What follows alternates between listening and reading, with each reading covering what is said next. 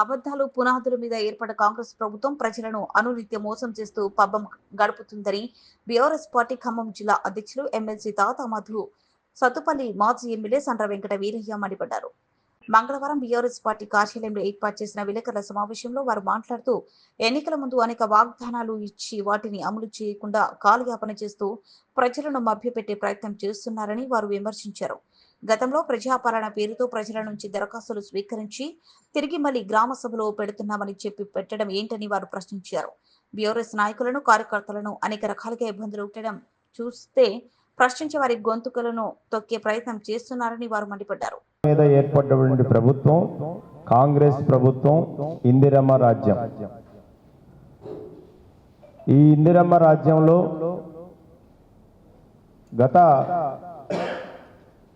మేము కూడా ఒక బాధ్యతాయుతమైనటువంటి ప్రతిపక్షంగా ఒక సంవత్సర కాలం వేచి చూసి మా నాయకుడు కేసీఆర్ గారు ప్రభుత్వం ఇప్పుడే ఏర్పడ్డది, దానికి ఒక లక్ష్యం దిశానిర్దేశం చేసుకోవడానికి కొంత టైం పడుతుంది, అప్పటి వరకు కొంచెం మనం టైం ఇవ్వాలి, ఆ తర్వాత అమలు చేయకపోతే మనం ఒక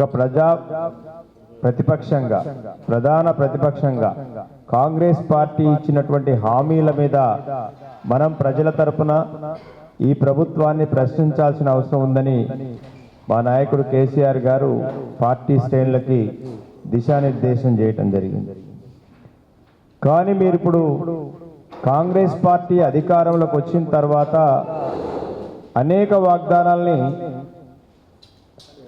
90% వాగ్దానాలు నెరవేర్చలేదు. చేసే వాగ్దానాలు కూడా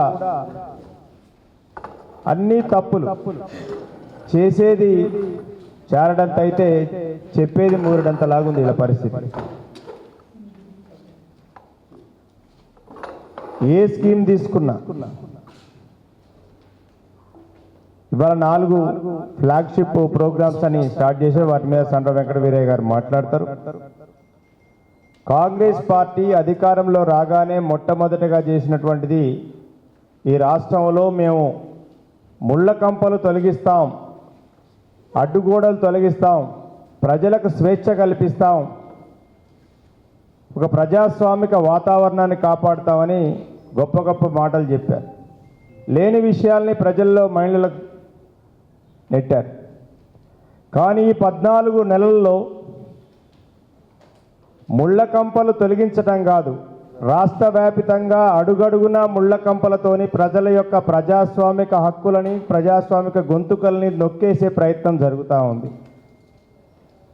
అశోక్ నగర్లో ఏదైతే అశోక్ నగర్కి వెళ్ళి రాహుల్ గాంధీ గారు ఒక దొంగ మాటలు మోసపూరితమైన మాటలు చెప్పి నిరుద్యోగ యువకులను రెచ్చగొట్టి గ్రామాలకు పంపి మీరు బీఆర్ఎస్కి ఓటేయొద్దని వారి ద్వారా చెప్పించినట్టు రాహుల్ గాంధీ గారు ఇందిరమ్మ ప్రభుత్వం కాంగ్రెస్ ప్రభుత్వం అదే నిరుద్యోగ యువకుల మీద ముళ్ళ కంపలేసి లాఠీలతోని విరగబాదిన సంఘటన చూశారు. ఏ గిరిజన ప్రజల యొక్క ఓట్లు దండుకొని అధికారంలోకి వచ్చిండ్రో అదే గిరిజనుల మీద ఉక్కుపాదం మోపారు లగచర్లలో.